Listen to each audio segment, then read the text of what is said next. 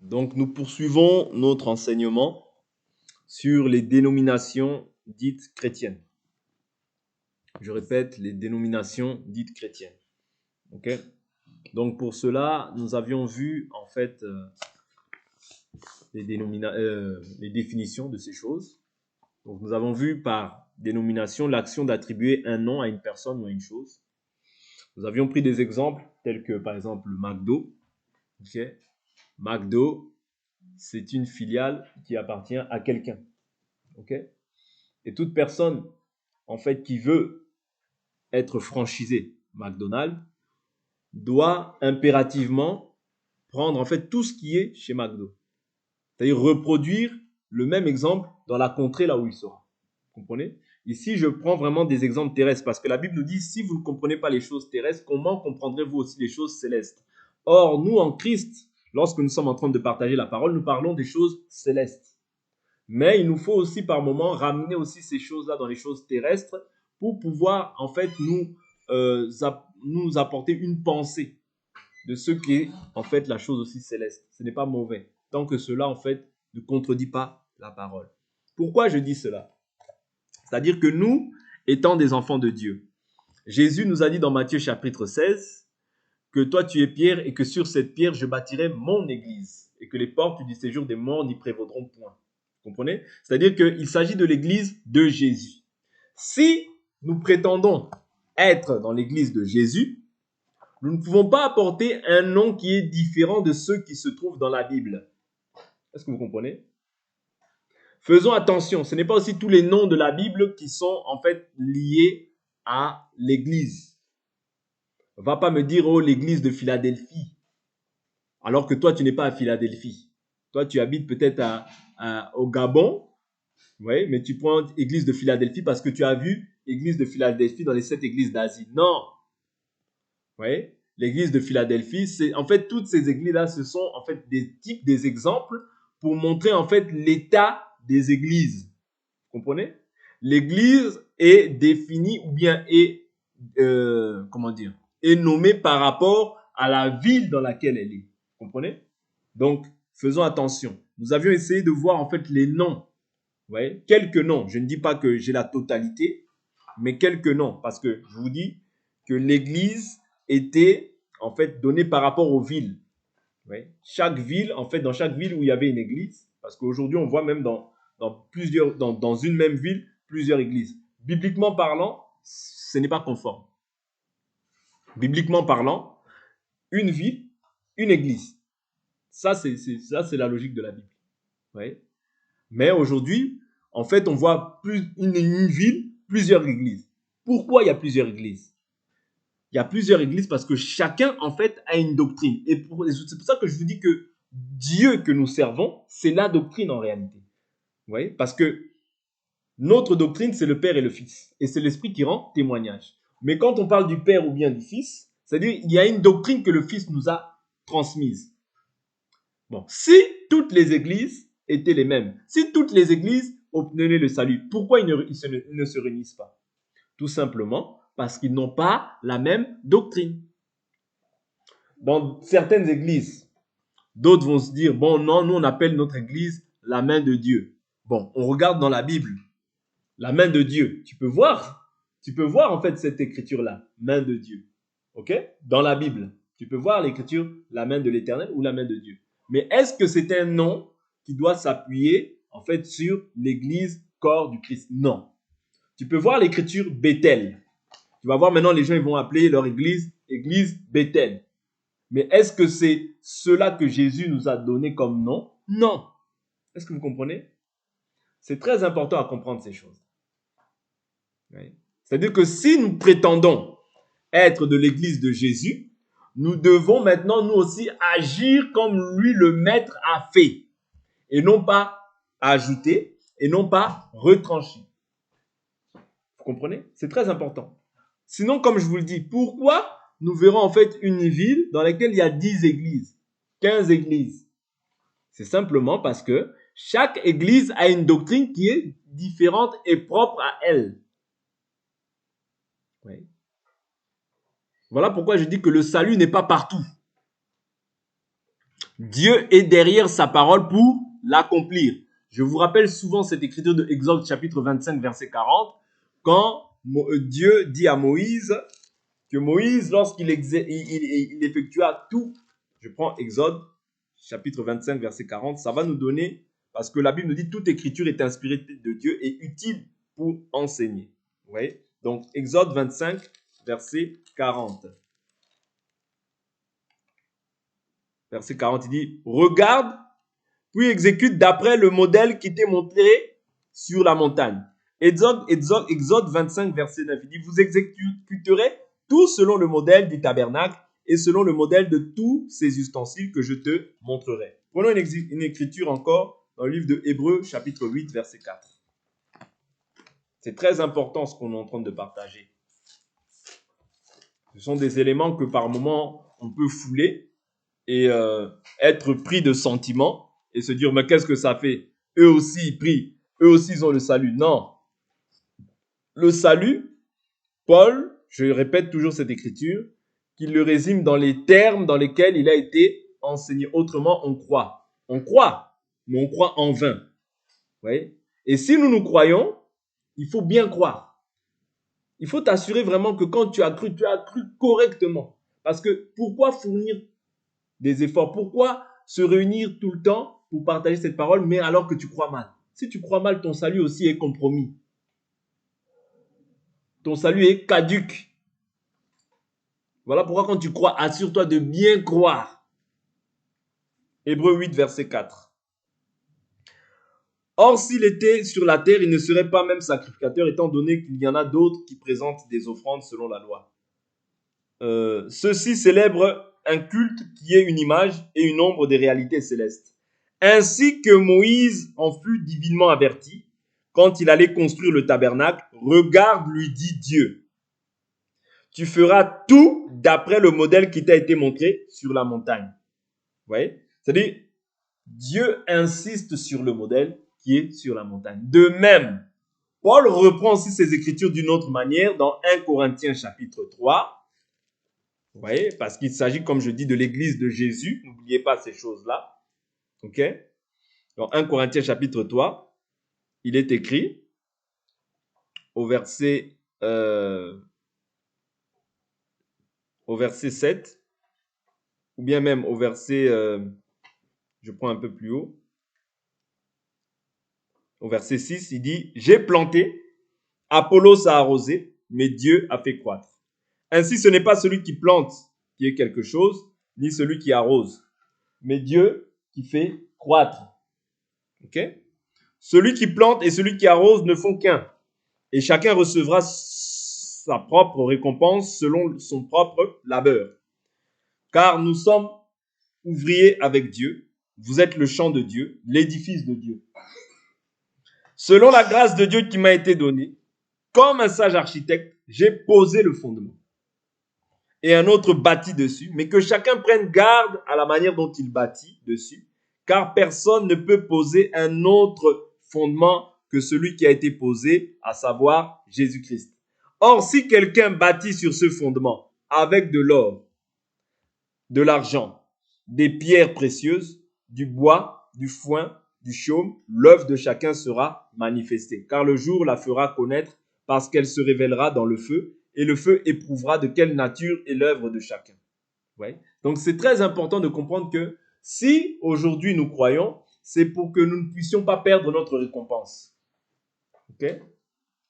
Pour que nous ne puissions pas perdre notre récompense, parce que l'œuvre que nous faisons, vous voyez, va, c'est-à-dire en ce jour-là, passer par le feu, pour voir de quelle nature était l'œuvre. Si l'œuvre subsiste, qu'est-ce qu'il dit? Si l'œuvre bâtie par quelqu'un, si l'œuvre bâtie par quelqu'un sur le fondement subsiste, il recevra une récompense. Ouais. Donc il recevra une récompense. Celui qui fait l'œuvre, il recevra une récompense. Si l'œuvre de quelqu'un est consumée, il en subira la perte. Pour lui, il sera sauvé, mais comme au travers du feu. Ça veut dire qu'il y a des gens aujourd'hui qui œuvrent pour le Seigneur, mais comme ils n'œuvrent pas en fait en fonction du modèle que Jésus a établi, en fait ils œuvrent, mais ils œuvrent en vain. C'est là que le salut en fait devient caduc et compromis pour plusieurs. Ouais. Parce qu'on ne peut pas bâtir en fait selon l'idéologie l'idéologie ou bien selon la pensée ou selon la philosophie des hommes. C'est très dangereux. Voilà pourquoi Paul dit à Timothée, veille sur toi-même et sur ton enseignement. En agissant ainsi, tu te sauveras toi-même ainsi que ceux qui t'écoutent. Vous comprenez? C'est-à-dire que le salut, il est premièrement pour la personne qui enseigne, mais aussi pour ceux qui écoutent. Voilà pourquoi il doit veiller sur lui-même afin de ne pas enseigner d'autres doctrines, afin de ne pas enseigner ou bien d'ajouter autre chose à ce que la parole de Dieu dit, mais de veiller afin de rester vraiment pleinement enraciné, fondé sur ce qui est écrit, pour pouvoir bénéficier d'une pleine récompense. Parce que Jésus a dit, c'est son Église. Ça veut dire qu'on ne peut pas ajouter autre chose. On ne peut pas apporter notre pensée, notre philosophie ou notre semence à la femme qui est l'épouse ou l'Église. L'épouse, elle a la parole de l'époux. Elle ne prend pas une autre pensée, une philosophie ou bien les choses de ce monde qu'on ramène à l'épouse. Non. Non. Vous voyez? C'est très important de comprendre ces aspects-là pour que nous soyons bien fondés, bien bâtis. Et de comprendre que hier, nous avions essayé de voir un peu les raisons qui poussent en fait certaines personnes à demeurer dans ces choses-là. Nous voyons que plusieurs, selon 2 Thessaloniciens, plusieurs n'ont plus l'amour de la vérité. Quand tu vas leur prêcher la vérité, tu vas leur dire que les dénominations ne sont pas de Dieu, il faut sortir de ces choses-là. Parce que Dieu permettra toujours, parce que Dieu est juste. Dieu est juste. Ouais. Dieu permettra toujours que tu puisses entendre la vérité. Mais tu peux aussi t'endurcir ou bien éteindre, c'est-à-dire ou bien fermer l'oreille à la vérité. Tu peux aussi fermer l'oreille à la vérité. Prenons le livre de Thessaloniciens. Thessaloniciens. Je prends le livre de 2 Thessaloniciens chapitre 2, verset 9. Il dit, l'avènement de l'impie se produira par la puissance de Satan, avec toutes sortes de miracles, de signes et de prodiges mensongers, et avec toutes les séductions de l'injustice pour ceux qui périssent parce qu'ils n'ont pas reçu l'amour de la vérité pour être sauvés. Aussi, Dieu leur envoie une puissance d'égarement pour qu'ils croient au mensonge. Vous voyez? Tout ce qui est du mensonge, même si les gens n'ont pas forcément, c'est-à-dire conclu des pactes avec Satan, mais du fait qu'ils ramènent un mensonge, ils ne sont plus dans la vérité. Parce que la Bible nous dit qu'il n'y a pas de mensonge dans la vérité. Est-ce que vous comprenez? Ça, c'est le livre de 1 Jean qui nous parle de ça. Il n'y a pas de mensonge dans la vérité. Ok? Donc, dès lors où on ramène le mensonge, en fait, on ramène ce qui est de l'adversaire. Et on égare par surcroît les enfants de Dieu. Parce qu'on amène une philosophie humaine et non plus la philosophie de Dieu. Voilà pourquoi je vous ai dit qu'une personne peut même demeurer dans une église appelée Assemblée des Saints, église par rapport aux villes, ou bien même dans une église de maison, peu importe. Vous voyez, parce que l'église, ce n'est pas l'endroit, mais c'est la manière dont le culte est rendu à Dieu. Ça, vous le savez. Parce que c'est nous qui formons l'église. Parce que la Bible nous dit que le corps n'est pas formé d'un seul membre, mais de plusieurs. Ça veut dire que nous tous, tels que nous sommes là, nous formons une maison spirituelle. Vous voyez? Pour offrir des victimes spirituelles à Dieu par Jésus-Christ. Vous voyez, parce que ce que nous faisons par la prière, c'est offrir des victimes spirituelles. Vous voyez, ce sont des éléments que nous devons comprendre. Okay? Nous sommes le temple de Dieu, l'Esprit de Dieu habite en nous. Okay? Et tous ensemble, nous formons ce qu'on appelle l'Église. Okay? Parce que nous sommes un peuple mis à part pour Dieu. Okay? Donc ici, ce que nous voulons, les dénominations, qu'est-ce qui se passe? C'est-à-dire que déjà, Dieu envoie une puissance d'égarement pour que les gens croient au mensonge. Parce que je vous dis toujours que Dieu permettra toujours que tu entendes la vérité. Ouais. Mais quand tu ne veux pas entendre la vérité, Dieu lui-même se charge de t'envoyer une puissance d'égarement pour que tu crois bien au mensonge. Ouais. Parce qu'il y a des gens qui ont bien commencé, mais qui par la suite se sont détournés de la vérité pour embrasser le mensonge. Et c'est ce qui guette beaucoup de gens. Voilà pourquoi nous avons pour but de persévérer. Parce que le but du diable, si il n'arrive pas à t'égarer de cette voie, le but du diable, c'est de rajouter quoi? Le levain. Prenons une écriture. Prenons une écriture. Jésus en a parlé de ces choses-là. Le but du diable, c'est s'il n'arrive pas à t'écarter du chemin de la foi. C'est de chercher maintenant à ce que tu puisses maintenant apporter le levain, c'est-à-dire ajouter des choses, bien retrancher des choses. Parce que quand tu retranches aussi ta part de l'arbre de vie. Ça, c'est Apocalypse qui nous dit ça. Quand tu ajoutes aussi des plaies qui sont décrites dans ce livre à ta vie. Vous comprenez? C'est-à-dire ajouter le levain, c'est toujours pour ta perte. Retrancher une écriture, c'est toujours pour ta perte. Prenons une écriture.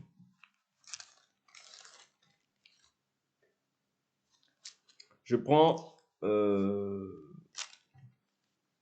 ça, c'est Matthieu 23. On va prendre... Je vais prendre une écriture où il est écrit prenez garde au levain des pharisiens. Je crois que c'est Matthieu 15.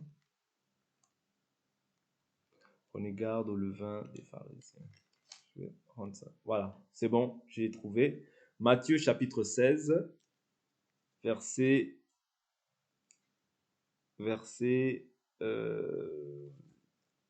5. Les disciples, en partant pour l'autre rive, avaient oublié de prendre des pains. Jésus leur dit, gardez-vous attentivement du levain des pharisiens et des sadducéens.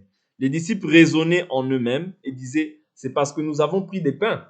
Jésus s'en rendit compte et dit, pourquoi raisonnez-vous en vous-même, gens de peu de foi, parce que vous n'avez pas pris de pain. Vous ne saisissez pas encore et vous ne vous rappelez pas les 5 pains et 5000 hommes et le nombre de paniers que vous avez emportés, ni les pains des 4000 hommes et le nombre des corbeilles que vous avez emportés. Comment ne saisissez-vous pas que ce n'est pas de pain que je vous ai parlé, mais gardez-vous du levain des pharisiens et des sadducéens.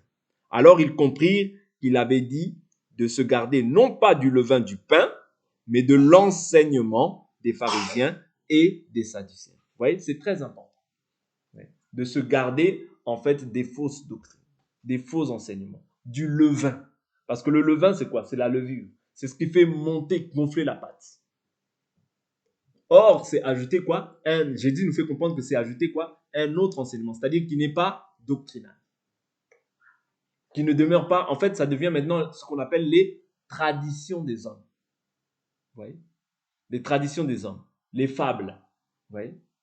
Les ajouts, tout ce qu'on fait, en fait, tout ce qu'on ajoute, c'est contraire à la parole. Parce que la parole de Dieu, c'est oui et amen. Et je vous ai dit que dans les dénominations, ceux qui triomphent beaucoup, ce sont, en fait, c'est le levain. C'est le levain et les raisonnements. Vous voyez? Parce que je vous ai dit qu'un esprit ne meurt pas. Un esprit subsiste. L'homme peut mourir, mais la doctrine qu'il a enseignée subsiste dans le temps. Vous comprenez? Quand on voit, par exemple, les fondateurs des religions, ils sont morts. Ouais. Mais, vu que c'était une doctrine, cette doctrine, elle subsiste dans le temps. D'où l'importance que nous référions toujours au fondateur de la foi, à celui qui est l'auteur de notre salut, c'est-à-dire Jésus-Christ, sa parole. C'est ça qui est la vérité. En dehors de sa parole, nous devons comprendre que c'est le mensonge, c'est le levain. Vous comprenez? Et Paul parle de ces choses-là aussi, en disant, purifiez-vous, ouais, faites une nouvelle pâte afin que vous soyez purs. Pourquoi? Parce que la mauvaise conduite d'une personne, Jérémie nous dit, de ta mauvaise conduite, tu en as fait un enseignement. C'est-à-dire, la mauvaise conduite, c'est un enseignement. La bonne conduite aussi, c'est un enseignement. Vous comprenez? Donc, il est très important que nous puissions avoir l'enseignement pur. Ouais. L'enseignement qui ne demeure pas sur des motivations impures. L'enseignement qui ne demeure pas dans des qui n'attire pas la colère de Dieu sur nos vies. Parce que nous pouvons être là. Par exemple, je prends un exemple. Vous voyez les sacrificateurs de Baal. C'était des gens qui étaient en Israël. Est-ce que vous savez ça? Les sacrificateurs de Baal, ce n'étaient pas des étrangers. Non, c'était des Israélites. Mais qui étaient partis maintenant rendre un culte à d'autres dieux. Mais c'était des sacrificateurs qui offraient où? Dans les hauts lieux. Pour des divinités étrangères. Mais c'était des Israélites.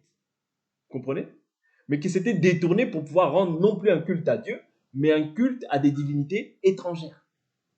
Est-ce que vous comprenez? C'est le même esprit qui anime aujourd'hui beaucoup de soi-disant sacrificateurs. Ouais, beaucoup de soi-disant sacrificateurs qui vont mettre des dénominations, qui vont faire ces choses-là. Pourquoi? C'est-à-dire, en réalité, je prends un exemple. Prenons des exemples types.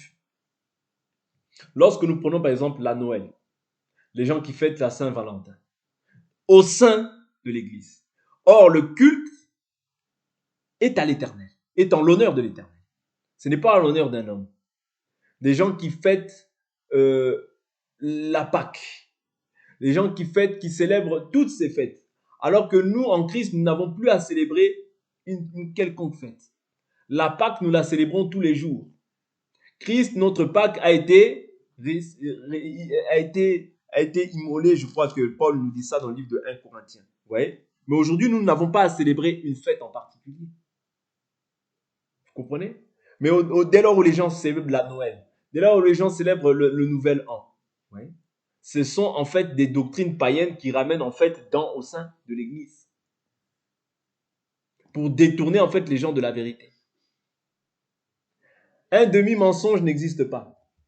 Soit vous êtes dans la vérité, soit vous êtes dans l'égarement. Ouais.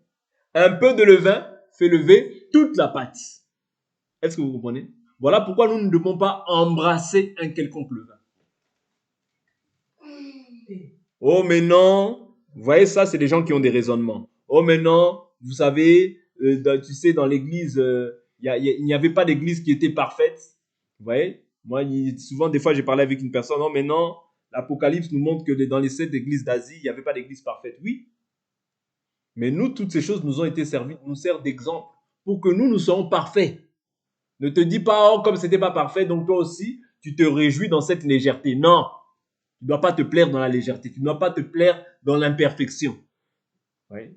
Nous sommes appelés à être parfaits comme lui-même est parfait. La perfection aussi, elle se trouve. Parce qu'il y a une église qui était parfaite aussi. Je prends l'écriture. Vous voyez?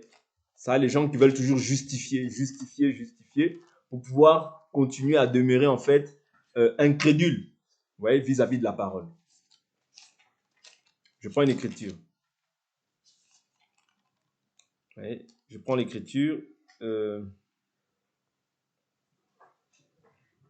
y a une église qui était parfaite, où Jésus n'a pas fait de reproche, à laquelle il n'a pas fait de reproche.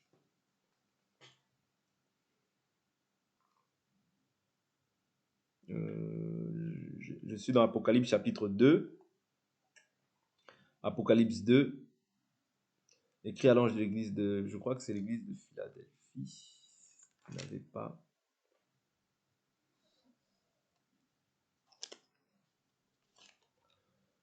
Voilà. Apocalypse 2, 24. Mais à vous, à tous les autres de Thyatire qui n'ont pas cette doctrine et n'ont pas, comme ils disent, connu les profondeurs de Satan, je dis, je ne mets pas sur vous d'autres fardeaux. Seulement ce que vous avez, tenez-les fermes jusqu'à ce que je vienne. Au vainqueur, à celui qui garde mes œuvres, jusqu'à la fin, je donnerai autorité sur les nations. Ouais, je prends encore une écriture. Apocalypse 3, verset 4, il dit « Cependant, tu as à Sardes quelques hommes qui n'ont pas souillé leurs vêtements. Ils marcheront avec moi en vêtements blancs parce qu'ils en sont dignes. » Ouais. Ainsi, le vainqueur se vêtira de vêtements blancs. Je n'effacerai pas son nom du livre de vie. Je confesserai son nom devant mon Père et devant ses anges. Ok? Donc, je prends encore une écriture.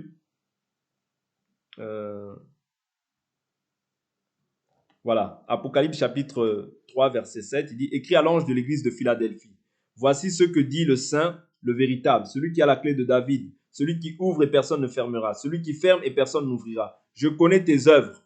Voici, j'ai mis devant toi une porte ouverte que nul ne peut fermer, parce que tu as peu de puissance, que tu as gardé ma parole et que tu n'as pas renié mon nom. Voici, je te livrerai les gens de la synagogue de Satan, qui se disent juifs et ne le sont pas, car ils mentent. Voici, je les ferai venir se prosterner à tes pieds et reconnaître que je t'ai aimé parce que tu as gardé la parole de la persévérance en moi. Je te garderai moi aussi de l'heure de l'épreuve qui va venir sur le monde entier pour éprouver les habitants de la terre. Vous voyez? C'est-à-dire, il y a des églises qui sont parfaites. Toi, tu dois aspirer à être comme l'église de Philadelphie. Ne te dis pas, oui, bon, toutes les églises n'étaient pas parfaites, donc moi aussi, voilà, je peux justifier ma légèreté par rapport à ces choses-là. Qu'est-ce que ça fait? Qu'est-ce que ça fait? À force de qu'est-ce que ça fait, tu t'éloignes de la vérité. Tu t'égares, ouais, loin du salut. Parce que si Jésus t'a sauvé, c'est pour que tu sois parfait comme il est parfait. Si tu es dans des choses qui n'édifient pas, qui ne sont pas à la gloire de Dieu, la Bible nous dit, sortez du milieu de mon peuple et ne touchez pas à ce qui est impur, et moi, je vous accueillerai. Okay? Donc, nous avons vu que ce qui est l'apanage, ou bien le fondement de ces églises dénominationnelles, il y a ce qu'on appelle déjà les faux prophètes, okay, qui peuvent agir là-bas. Prenons une écriture dans le livre de 2 Pierre chapitre 2, verset 1. 2 Pierre 2, verset 1. 2 Pierre 2, verset 1.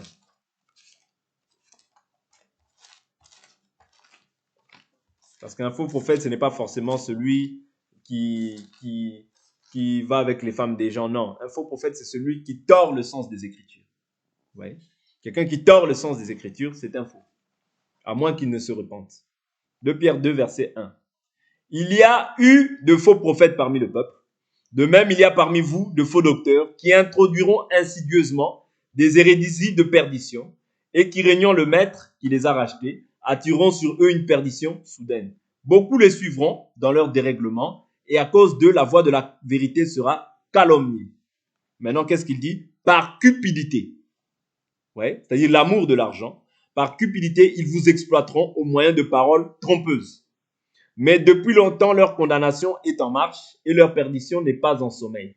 Car si Dieu n'a pas épargné les anges qui avaient péché, mais les a livrés et précipités dans des abîmes de ténèbres, où ils sont retenus en vue du jugement, s'il n'a pas épargné le monde ancien, mais s'il a préservé 8 personnes, dont Noé, prédicateur de la justice, lorsqu'il fit venir le déluge sur un monde d'impies, s'il a condamné à la destruction et réduit en cendres les villes de Sodome et Gomorrhe, les donnant comme exemple aux impies à venir, mais s'il a délivré Lot, le juste, profondément affligé par la conduite déréglée de ces criminels, car ce juste qui habitait au milieu d'eux torturait jour après jour son âme de juste à cause des iniquités qu'il voyait ou entendait. Vous voyez? Donc ici, on nous relate le fait qu'il y a eu de faux prophètes. De même, de notre ère, il y a encore des faux prophètes, mais qu'est-ce qui est leur rôle?